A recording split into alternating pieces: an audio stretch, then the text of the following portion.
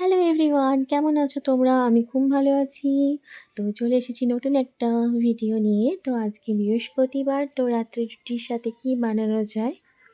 দেখলাম ফ্রিজে আছে একটা ফুলকপি আর কিছু মেথি শাক।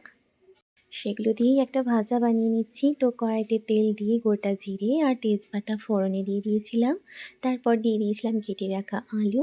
তারপর দিয়েছি খুব ছোট ছোট করে কেটে রাখা ফুলকপি আর পরিমাণ মতন লবণ আর কয়েকটা কাঁচা লঙ্কা দিয়ে খুব ভালো করে নেড়েচেড়ে নিচ্ছি। আলুটা আমি হালকা একটু বয়েল করেই নিয়েছিলাম। মোটামুটি একটু ভাজা হয়ে গেলে ওই 80% মতন তারপর দিয়ে দিয়েছিলাম মেথির শাকটা। মেথির শাকটা দিয়ে খুব বেশি ভাজা চলবে না, ওই জন্য শেষেই দিচ্ছি।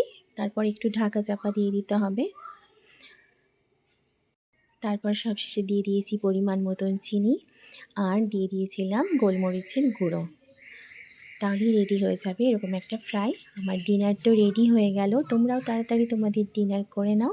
আমার ভিডিও ভালো লাগলে একটা শেয়ার লাইক করতে ভুলো না।